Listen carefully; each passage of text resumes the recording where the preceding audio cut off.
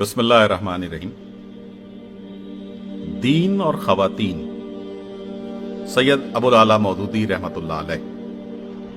हमारी दावत सब लोगों के लिए ये है कि वो इस्लाम को अच्छी तरह जांच कर परख कर ये फैसला करें कि वो उसे अपनी जिंदगी के दीन की हैसियत से कबूल करते हैं या नहीं।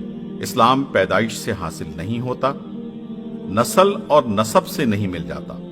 बस ये जरूरी है कि इस सवाल को आपके सामने रखा जाए कि आया फिलवाक़े आप इसे बरज़ा और रग़बत कबूल करती हैं या नहीं। आप इसकी आयत करदा पाबंदियों को उठाने पर राजी हैं या नहीं। अगर किसी को ये दीन पसंद ना हो और इस्लाम के उसूल व हुदूद के अंदर रहना गवारा ना हो तो उसे पूरा इख्तियार है कि वो इसे छोड़ दे। लेकिन छोड़ने के मानी ये हैं कि वो साफ साफ उसे रद्द कर दे, अपना नाम बदले, अपना ताल्लुक मुसलमान सोसाइटी से मुनक़ता कर ले, अपने आप को मुसलमान कहना छोड़ दे और फिर जिस राह पर जाना चाहे जाए। अपने नए मसलक के मुताबिक जो नाम पसंद हो उसे इख्तियार करे और जो सोसाइटी उसे मरगूब हो उसमें शामिल हो जाए, या अपने हम ख्याल लोगों को साथ लेकर कोई नई सोसाइटी बनाए। बहरहाल ये सिलसिला अब खत्म होना चाहिए जो आजकल लोगों ने इख्तियार कर रखा है कि इस्लाम पसंद भी नहीं है, उसकी पैरवी पर राजी भी नहीं है, ख्याल और अमल में उसे छोड़कर दूसरे तरीके इख्तियार भी कर चुके हैं, मगर इसके बावजूद इसरार है कि हम मुसलमान हैं। मुसलमान कहलाए जाने पर इसरार ही नहीं बल्कि इस्लाम के अलम बरदार और उसके मुफ्ती भी बने फिरते हैं। ये खेल बहुत दिनों खेला जा चुका। अब ये मुनाफिकाना रवैया खत्म हो जाना चाहिए कि इस्लाम की जो चीजें अपने मफाद और अगराज के मुताबिक नजर आएं वो तो कबूल कर ली जाएं और जो चीजें ख्वाहिश नफ्स के मुताबिक ना हो उन्हें रद्द कर दिया जाए। अफतुमिनून बिबअज़िल किताबि व तकफुरून बिबअज़। अल-बक़रा आयत नंबर 85 का मुस्ताक है, जिसका ताना नबी सल्लल्लाहु अलैहि वसल्लम की जुबान से यहूदियों को दिया गया था कि किताब इलाही से अपनी पसंद की चीजों को तो ले लेते हैं और जो पसंद ना हो उन्हें रद्द कर देते हैं। नफ्स परस्ती और ख्वाहिश की बंदगी का ये जाली सिक्का अब ईमान के नाम से नहीं चल सकता। किसी शरीफ आदमी के लिए भी ये जालसाजी बाइज्जत नहीं है कि अपने मतलब के लिए तो वो मुसलमान हो और इस्लाम के नाम पर अपने हुकूक मांगे, मगर इस्लाम की पैरवी के लिए वो मुसलमान ना हो। हम हर शख्स के सामने ये सवाल रखते हैं और उसका दो टोक जवाब चाहते हैं कि तुम्हें इस्लाम अपनी तरीके जिंदगी की हैसियत से पसंद है या नहीं। पसंद नहीं है तो बराए करम साफ इनकार करो, और अगर पसंद है और फिल हकीकत तुम मुसलमान रहना चाहते हो तो सच्चे दिल से उसे कबूल करो। इस्लाम के एक जुज या चंद अज्जा को नहीं बल्कि पूरे इस्लाम को लो। सीधी तरह इताअत का रवैया अख्तियार करो और इस्लाम को अपना दीन मान लेने के बाद फिर ऐसी आजाद ख्याली का दावा मत करो। ये बात हमें सिर्फ मर्दों ही से नहीं कहनी है बल्कि औरतों से भी यही कुछ हम कहना चाहते हैं। औरतें आजाद हैं। हम औरतों से गुजारिश करते हैं कि वो अपनी शख्सियतों को मर्दों की शख्सियतों में गुम ना कर दें, अपने दीन को मर्दों के हवाले ना करें। वो मर्दों का ज़मीमा नहीं है, उनकी अपनी एक मुस्तकिल शख्सियत है। औरतों को भी मर्दों ही की तरह खुदा के रूबरू पेश होना है और अपने आमाल व अफ़ाल का खुद हिसाब देना है। क़यामत के रोज हर औरत अपनी ही कब्र से उठेगी, अपने बाप या शौहर या भाई की कब्र से नहीं उठेगी। अपने अमाल का हिसाब देते वक्त वो ये कहकर न छूट जाएगी कि मेरा दीन मेरे मर्दों से पूछो। अपने तरीके जिंदगी की वो खुद जिम्मेदार है और उसे खुदा के सामने इस बात की जवाबदेही करनी होगी कि वो जिस तरीके पर चलती रही क्या सोच कर चलती रही। लिहाजा हम ये सवाल खुद औरतों के सामने पेश करते हैं और उनसे कहते हैं कि अपनी राह जिंदगी का फैसला तुम खुद करो और इस अमर का लिहाज किए बगैर करो कि तुम्हारे मर्दों का फैसला क्या है। اسلام تمہیں اپنے دین کی حیثیت سے پسند ہے یا نہیں، اس کے اصول، اس کے حدود، اس کی عائد کی ہوئی پابندیاں، اس کی ڈالی ہوئی ذمہ داریاں، غرض ساری ہی چیزیں دیکھ کر فیصلہ کرو کہ وہ تمہیں قبول ہے یا نہیں۔ اگر ان سب چیزوں کے ساتھ اسلام قبول ہے تو سچے دل سے اس کی پیروی کرو، ادھورے نہیں بلکہ پورے اسلام کو اپنا دین بناؤ، اور پھر جان بوجھ کر اس سے انحراف نہ کرو۔ اور اگر قبول نہیں ہے تو صاف صاف اور اعلانیہ اسے چھوڑ دو اور اس کے نام سے ناجائز فائدہ اٹھانے کی کوشش نہ کرو۔ ہم نے ہمیشہ اپنے ساتھیوں اور رفیقوں سے یہی کہا ہے کہ آپ کے گھر کی عورتوں، ماؤں، بہنوں، بیویوں، بیٹیوں پر اسلام کی تبلیغ ضرور کریں، مگر خدا کے لیے انہیں قوامیت کے زور سے اپنے مسلک کی طرف نہ کھینچیں۔ انہیں سوچنے کی، رائے قائم کرنے کی پوری آزادی دیں۔ تبلیغ کا حق بس اتنا ہی ہے کہ آپ اسلام کے مطالبے کو ان کے سامنے رکھیں، اس کے بعد عورتوں کو اس امر کا فیصلہ خود کرنے کی آزادی ہونی چاہیے کہ انہیں یہ مطالبہ قبول ہے یا نہیں۔ اس طرح سوچ سمجھ کر جو خواتین بطور خود اسلام کو اپنا دین بنائیں، ان کے کرنے کے کام یہ ہیں: اسلامی سانچے میں ڈھل جائیے۔ آپ کا پہلا کام یہ ہے کہ اپنی زندگی کو اسلام کے سانچے میں ڈھالیں اور اپنے اندر سے جاہلیت کی ایک ایک چیز کو چن چن کر نکالیں۔ اپنے اندر یہ تمیز پیدا کریں کہ کیا چیزیں اسلام کی ہیں اور کیا چیزیں جاہلیت کی ہیں۔ پھر اپنی زندگی کا جائزہ لیں اور بے لوث محاسبہ کر کے دیکھیں کہ اس میں جاہلیت کا تو کوئی اثر نہیں پایا جاتا۔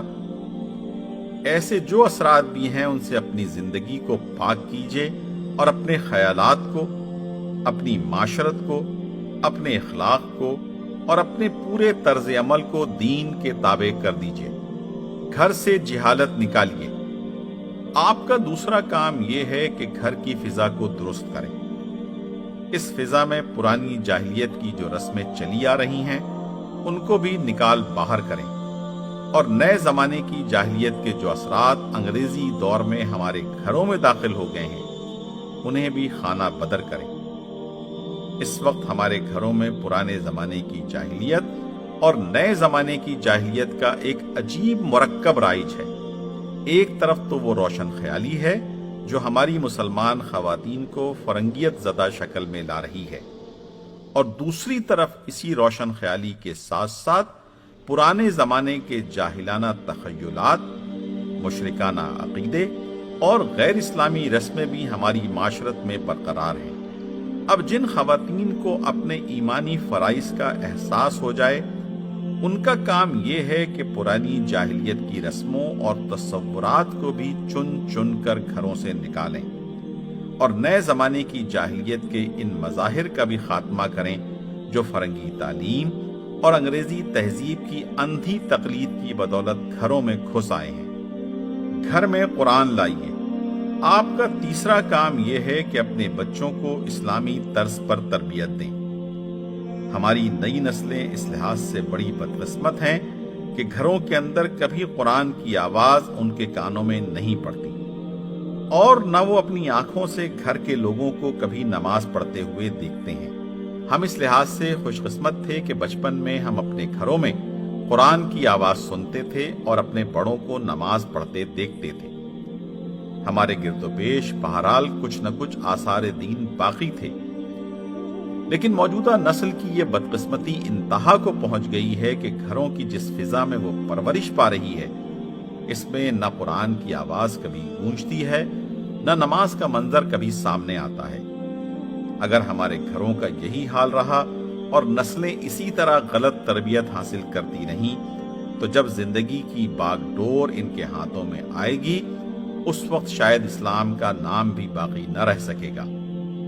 آپ اس صورتحال کو ختم کریں اور اس فکر میں لگ جائیں کہ گھروں کی معاشرت میں، روزمرہ کے رہن سہن میں، زندگی کے مختلف معمولات میں اسلام نمودار ہو اور وہ ہمارے بچوں کو آنکھوں کے سامنے چلتا پھرتا نظر آئے۔ بچے اسے دیکھیں، اس کا مزہ چکھیں اور اس سے اثر قبول کریں۔ ان کے کانوں میں بار بار قرآن کی آواز پڑے، وہ دن میں 5 مرتبہ گھر میں نماز کا منظر دیکھیں، پھر وہ اپنی فطرت کے تحت اپنے بڑوں کی تقلید کریں اور انہیں نماز پڑھتا دیکھ کر خود بخود ان کی نقل اتاریں۔ وہ توحید کا پیغام سنیں، وہ عبادت کا مدعا سمجھیں، اسلام کا نقش ان کے دلوں پر قائم ہو، ان کی عادات درست ہوں، ان کے اندر اسلامی ذوق پیدا ہو۔ نئی نسل کے لیے یہ سب کچھ ہمیں درکار ہے۔ بس وہ تمام عورتیں جو اسلام کو قبول کریں، انہیں چاہیے کہ اس ضرورت کو پورا کرنے کے لیے اپنی گودوں اور اپنے گھروں کو مسلمان بنائیں، تاکہ ان میں ایک مسلمان نسل پروان چڑھ سکے۔ گھر کے مردوں پر اثر ڈالیے۔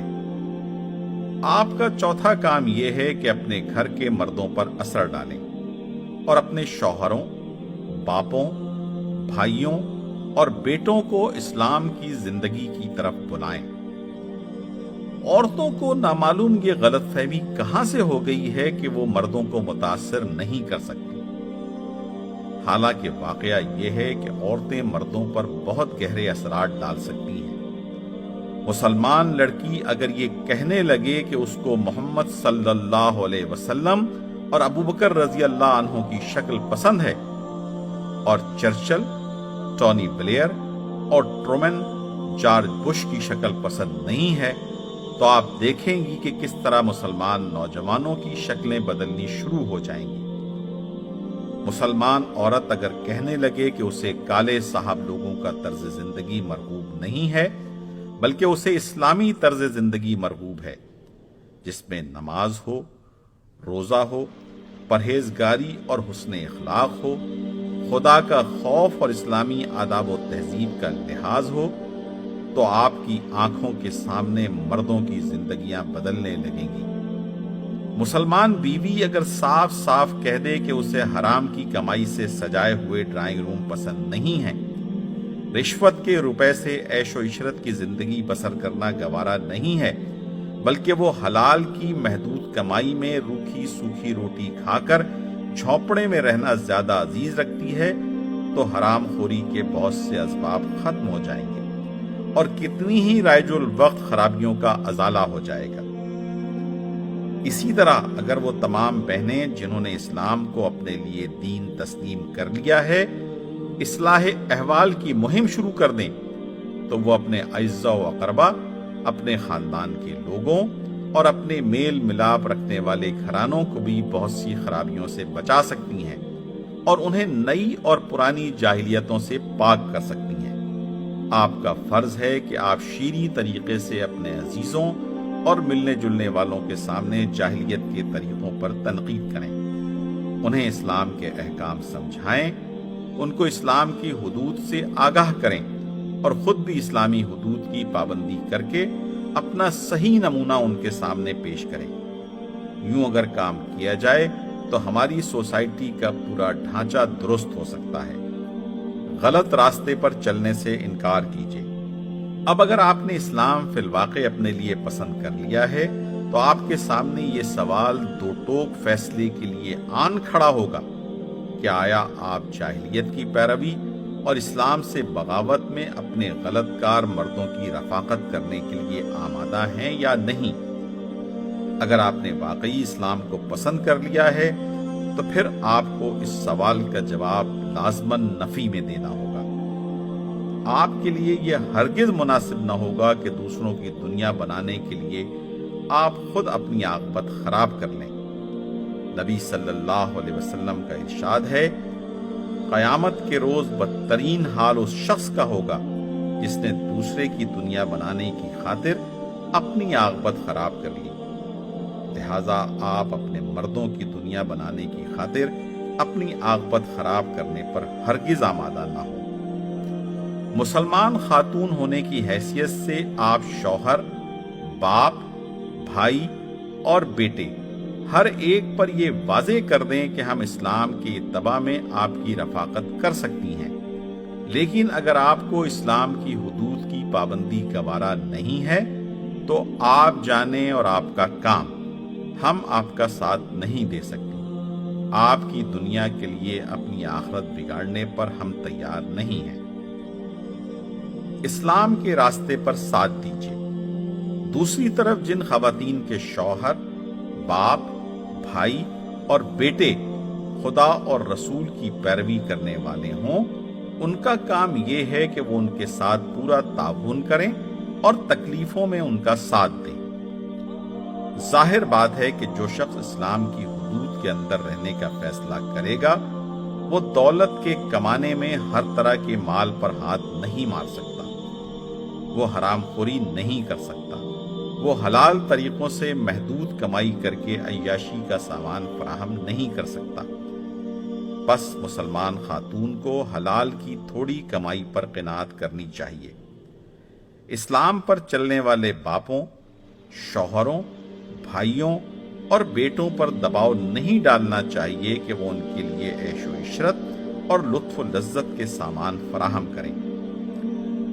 اسی طرح دین حق کی اطاعت اور اس کو قائم کرنے کی کوشش میں مردوں کو بہت سی تکلیفوں کا سامنا بھی کرنا پڑتا ہے، اور مسلمان خواتین کا فرض ہے کہ ان تکالیف میں اپنے حق پرست مردوں کی سچی رفیق ثابت ہوں۔ نازک وقت کا تقاضا۔ ہمارے سامنے ایک بہت بڑے کام کا پروگرام ہے۔ ہمیں پاکستان میں اسلام کی حکومت قائم کرنا ہے، اور یہ کام بہت بڑی جدوجہد کا مطالبہ کرتا ہے۔ یہاں کے باشندوں کو یہ طے کرنا ہے کہ وہ اپنے لیے کس طریقے زندگی کو، کسی اصول اخلاق کو اور کس نظام حکومت کو پسند کرتے ہیں۔ اس سلسلے میں آپ دیکھیں گی کہ اس ملک میں ایک کشمکش برپا ہے۔ ایک طرف وہ نام نہاد مدعیان اسلام ہیں جن کو صرف اسلام کا نام باپ دادا سے ورثے میں ملا ہے، لیکن اس کو طریقے زندگی کی حیثیت سے انہوں نے نہ قبول کیا ہے اور نہ قبول کرنے پر تیار ہیں۔ اسلام کے نام پر جو حقوق حاصل ہو سکتے ہیں انہیں تو وہ حاصل کرنا چاہتے ہیں، لیکن جن پابندیوں کا اسلام مطالبہ کرتا ہے ان سے وہ خود بھی آزاد رہنا چاہتے ہیں اور ملک کو بھی آزاد رکھنا چاہتے ہیں۔ یہ لوگ مسلمانوں کے اوپر کافرانہ حکومت قائم رکھنے اور کافرانہ قوانین جاری رکھنے کے ارادے رکھتے ہیں۔ دوسری طرف ان کے مقابلے میں وہ سب لوگ ہیں جو اسلام کو اپنے طریقے زندگی کی حیثیت سے پسند کرتے ہیں۔ ان کی خواہش ہے کہ اس ملک میں اسلام کی حکومت قائم ہو اور اسلام کا قانون جاری ہو۔ ان دونوں طاقتوں کے درمیان برپا کشمکش کے دوران جس طرح مردوں کو یہ فیصلہ کرنا ہے کہ وہ اسلام نما کفر کا ساتھ دیں گے یا حقیقی اسلام کی حمایت کریں گے، اسی طرح مسلمان خواتین کو بھی یہ طے کرنا ہوگا کہ وہ اپنا وزن کس پلڑے میں ڈالیں گی۔ نہیں کہا جا سکتا کہ اس کشمکش میں کیا کیا صورتیں پیش آئیں۔ بہرحال بہنوں اور ماؤں سے میں درخواست کروں گا کہ اپنے مستقبل کے طرز عمل کا سوچ سمجھ کر فیصلہ کریں۔ اگر وہ اسلام کو دل سے چاہتی ہیں تو انہیں اس کشمکش میں اپنا پورا وزن حقیقی اسلام کے پلڑے میں ڈالنا ہوگا۔ حکومت اور عوامی رائے کی اہمیت۔ یہ دور چونکہ جمہوریت کا دور ہے، اس لیے حکومت کے مسلک کا انحصار عوام کی رائے پر ہے۔ حکومت کے اختیارات عوام کے دیے ہوئے اختیارات ہیں، بس حکومت اس وقت تک مسلمان نہیں ہو سکتی جب تک ہمارے عوام واقعی مسلم نہ ہوں۔ عام لوگ اگر اسلام کا کلمہ نہ پڑھیں اور خدا کو اپنا حاکم و مالک نہ مانیں اور اسلام کو خود اپنے طریقے زندگی کی حیثیت سے قبول نہ کریں تو یہ کسی طرح ممکن نہیں ہے کہ حکومت کلمہ پڑھ دے اور خدا کو حاکم مان کر اس کے دین کی پابند ہو جائے۔ ہم چاہتے ہیں کہ عوام جو مسلمان ہونے پر فخر کرتے ہیں اب جان بوجھ کر کلمہ پڑھیں اور نظام اسلامی کا اپنی زندگی کے لیے برضا و رغبت انتخاب کریں۔ جب وہ یوں کلمہ پڑھ کر اسلام کو اختیار کر لیں گے تو ان کی رائے سے جو حکومت بنے گی وہ حکومت کلمہ گو حکومت ہوگی اور خدا کے آگے جھکنے والی اور اس کے قانون کو جاری کرنے والی بھی ہوگی۔ خواتین کے حقوق اور اسلام۔ اسلامی حکومت کے متعلق عام طور پر یہ غلط فہمیاں پھیلائی جا رہی ہیں کہ اگر کہیں اسلامی حکومت قائم ہو گئی تو ایک بڑا تاریک دور ملک پر مسلط ہو جائے گا اور قوم کی ساری ترقی رک جائے گی۔ خصوصیت سے یہ چیز بھی کہی جاتی ہے کہ اسلامی نظام میں عورتوں کی پوزیشن گر جائے گی۔ حالانکہ واقعہ یہ ہے کہ اگر یہاں اسلامی حکومت قائم ہو گئی تو وہ عورتوں کے لیے بھی ویسی ہی بابرکت ثابت ہوگی جیسی مردوں کے لیے۔ میں مختصر طور پر بتانا چاہتا ہوں کہ اسلامی حکومت میں خواتین کی کیا پوزیشن ہوگی۔ 1. عورت کی رائے اور مستقل شخصیت۔ اسلام موجودہ زمانے کی جمہوریت سے سینکڑوں برس پہلے عورتوں کے حق رائے دہی کو تسلیم کر چکا ہے۔ یہ اس دور کی بات ہے جب عورت کی مستقل شخصیت ہی سے انکار کیا جاتا تھا اور کہا جاتا تھا کہ عورت اس کے سوا کچھ نہیں کہ وہ شیطان کی ایک ایجنٹ ہے۔ ایسے تاریک دور میں اسلام نے سب سے پہلے عورت کی شخصیت کا اثبات کیا اور اسے اجتماعی معاملات میں رائے دینے کا حق بخشا۔ اسلامی حکومت میں ہر بالغ عورت کو ووٹ کا حق اسی طرح حاصل ہے جس طرح ہر بالغ مرد کو یہ حق حاصل ہے۔ 2. عورت کی وراثت اور ملکیت۔ اسلام عورتوں کو وراثت اور مال و جائیداد کی ملکیت کے پورے حقوق دیتا ہے۔ ان کو اختیار ہے کہ وہ اپنی ملکیت کو صنعت و حرفت میں لگائیں اور اس سے جو نفع ہو اس کی بلا شرکت غیر مالک ہوں، بلکہ اگر ان کے پاس وقت بچتا ہو تو ان کو اس کا بھی حق ہے کہ بطور خود کوئی کاروبار، کوئی محنت کریں اور اس کی آمدنی کی ملکیت پوری طرح انہیں حاصل ہو۔ ان کے شوہروں اور باپوں کو ان کے املاک پر کسی قسم کے اختیارات حاصل نہیں ہیں۔ 3. عورت کے حقوق کی حفاظت۔ اسلامی حکومت میں یہ ناقص ازدواجی قانون جو انگریزی دور سے یہاں رائج ہے، جس نے بہت ساری مسلمان عورتوں کے لیے دنیا کی زندگی کو دوزخ کی زندگی بنا رکھا ہے، بدل دیا جائے گا اور اسلام کا حقیقی قانون ازدواج جاری کیا جائے گا جو عورتوں کے حقوق و مفاد کی پوری حفاظت کرتا ہے۔ میری کتاب حقوق الزوجین میں آپ پر واضح ہوگا کہ مردوں اور عورتوں دونوں کے جملہ حقوق و مفاد کی حفاظت اسلام کے قانون کے سوا اور کسی قانون میں نہیں ہے۔ اسلام کی حکومت میں ایسا ازدواجی قانون نافذ ہوگا جو آپ کی ساری شکایات ختم کر دے گا۔ 4. عورتوں کی اعلیٰ اور معیاری تعلیم۔ اسلامی حکومت میں عورتوں کو تعلیم سے محروم نہیں رکھا جائے گا، جیسا کہ غلط فہمیاں پھیلانے والے لوگوں نے مشہور کر رکھا ہے، بلکہ ان کے لیے اعلیٰ سے اعلیٰ تعلیم کا انتظام کیا جائے گا۔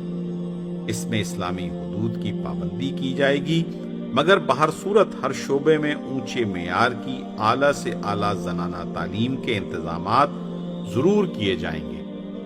5. عورت اور فوجی تربیت۔ ہم مسلمان عورتوں کو ضروری فوجی تعلیم دینے کا بھی انتظام کریں گے اور یہ بھی انشاءاللہ اسلامی حدود کو باقی رکھتے ہوئے ہوگا۔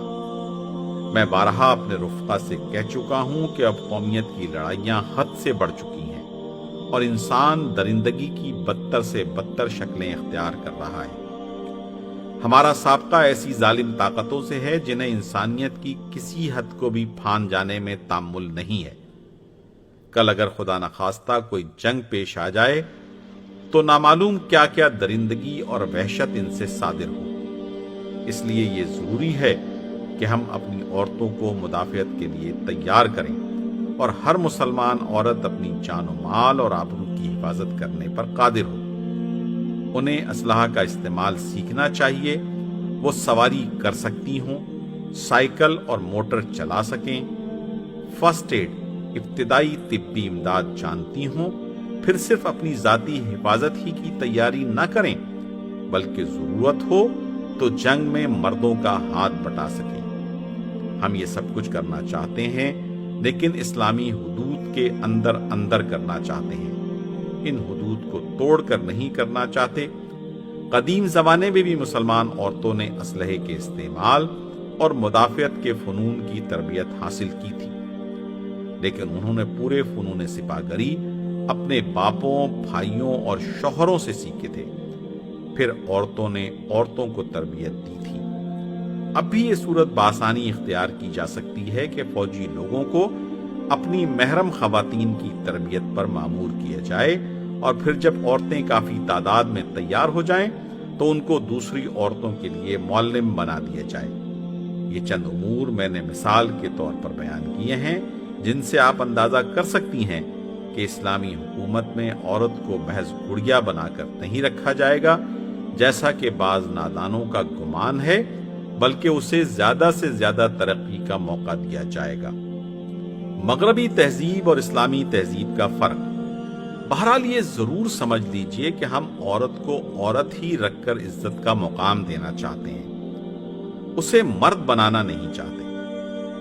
ہماری تہذیب اور مغربی تہذیب میں فرق یہی ہے کہ مغربی تہذیب عورت کو اس وقت تک کوئی عزت اور کسی قسم کے حقوق نہیں دیتی جب تک کہ وہ ایک مصنوعی مرد بن کر مردوں کی ذمہ داریاں اٹھانے کے لیے تیار نہ ہو جائے، مگر ہماری تہذیب عورت کو ساری عزتیں اور تمام حقوق عورت ہی رکھ کر دیتی ہے، اور تمدن کی انہی ذمہ داریوں کا بار اس پر ڈالتی ہے جو فطرت نے اس کے سپرد کی ہیں۔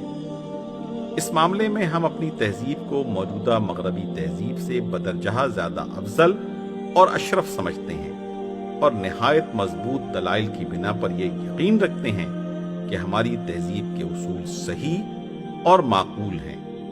اس لیے کوئی وجہ نہیں کہ صحیح اور پاکیزہ چیز کو چھوڑ کر ہم غلط اور گندی چیز کو قبول کریں۔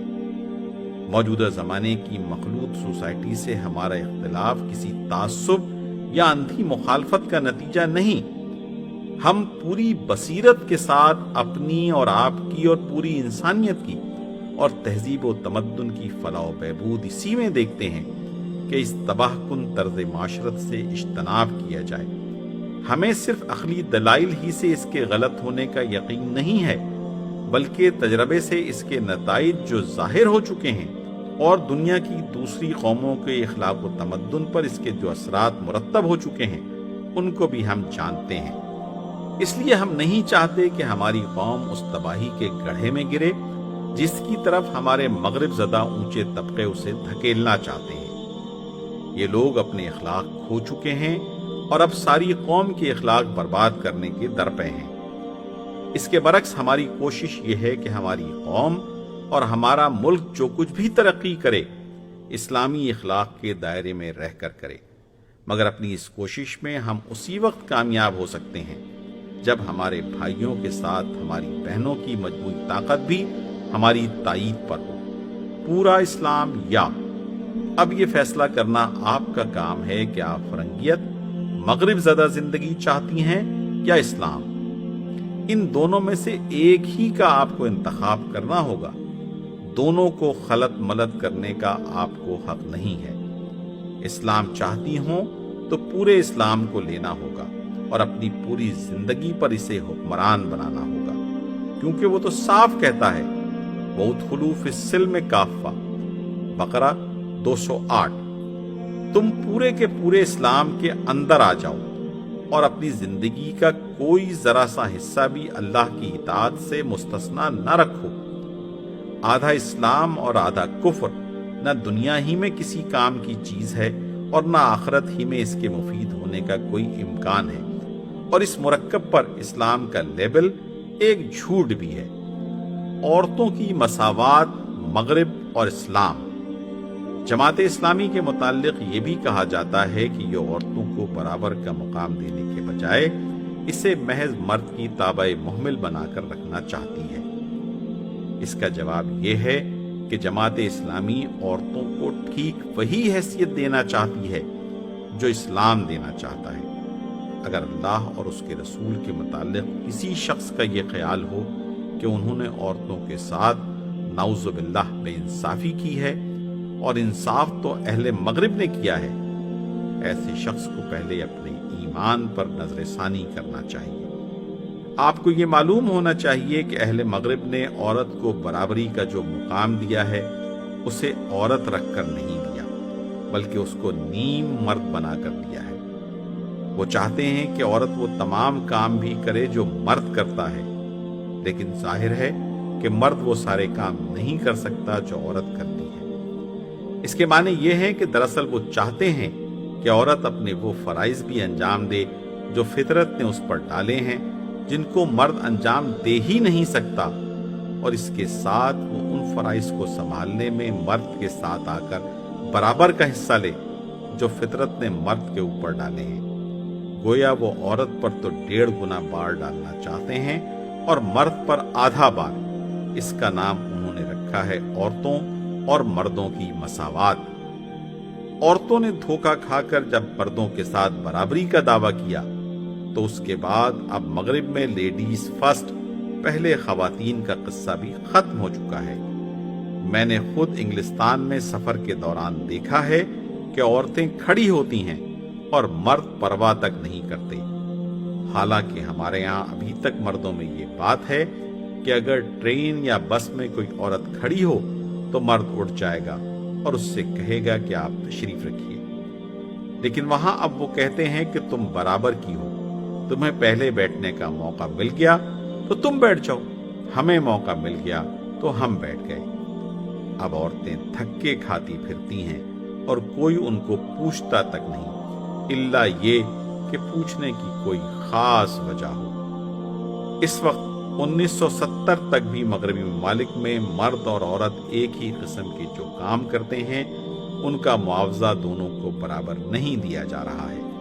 اس پر عورتیں شور مچا رہی ہیں، پھر بھی جن میدانوں میں عورتوں اور مردوں کو برابر لا کھڑا کر دیا گیا ہے ان میں چونکہ اللہ تعالیٰ نے فطرتاً عورت کو مرد کے برابر نہیں کیا، اس وجہ سے عورت لاکھ کوشش کرے پھر بھی وہ مشقت اور سخت کوشی کے کاموں میں مرد کی برابری نہیں کر سکتی۔ اس وقت بھی آپ دیکھیے مغربی ممالک میں کہیں بھی ذمہ داری کے اونچے مناصب عورتوں کو نہیں دیے جا رہے بلکہ وہ مردوں ہی کو دیے جاتے ہیں۔ ابھی چند روز پہلے فرانس میں اس سوال پر عام رائے معلوم کی گئی کہ عورتوں کو وزارتیں دی جائیں یا نہیں، اور کثرت رائے نے یہ فیصلہ دیا کہ یہ مناصب ان کو نہیں دینے چاہیے۔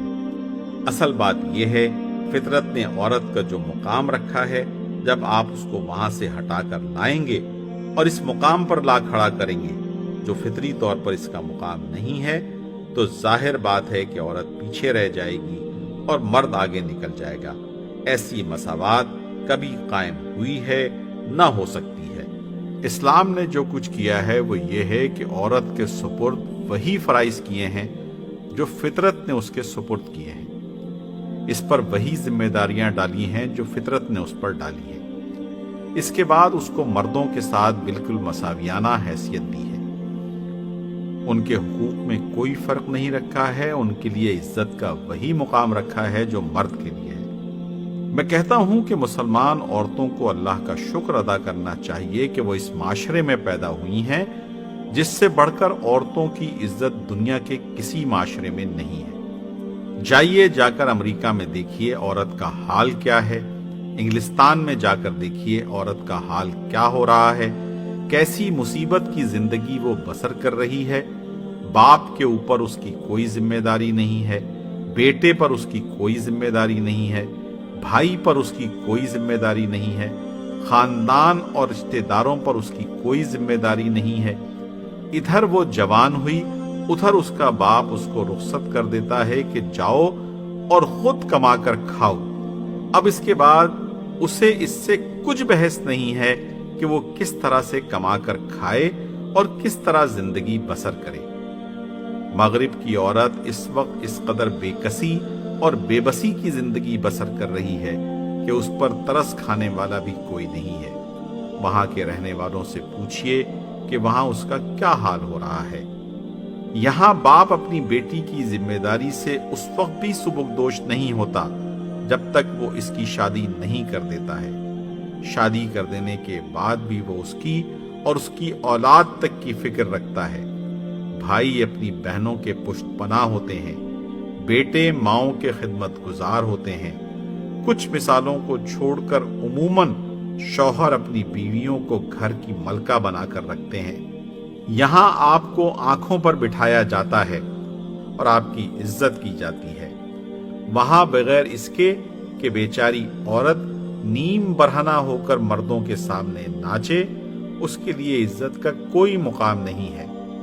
اب اگر ہمارے ملک کی عورتیں ان حقوق پر قناعت نہیں کرنا چاہتی جو اسلام ان کو دیتا ہے اور وہی نتائج دیکھنا چاہتی ہیں جو مغربی ممالک میں عورت دیکھ رہی ہے تو انہیں اس کا اختیار ہے، مگر یہ سمجھ لیجئے کہ اس کے بعد پھر پلٹنے کا موقع نہیں ملے گا۔ پھر آپ توبہ بھی کریں گی تو معافی کی امید نہیں ہے۔ ایک معاشرہ جب بگاڑ کے راستے پر چل پڑتا ہے تو اس کی انتہا کو پہنچے بغیر نہیں رہتا، اور انتہا کو پہنچنے کے بعد پلٹنا محال ہو جاتا ہے۔ ایک سے زیادہ شادیاں۔ یہ بھی کہا جاتا ہے کہ جماعت اگر برسر اقتدار آ گئی تو یہاں لوگ 4 شادیاں کریں گے۔ حیرت ہوتی ہے کہ جو لوگ اسی ملک اور اسی معاشرے میں رہتے ہیں وہ مغربی پروپیگنڈے سے متاثر ہو کر خود اپنے ہی ملک اور اپنے ہی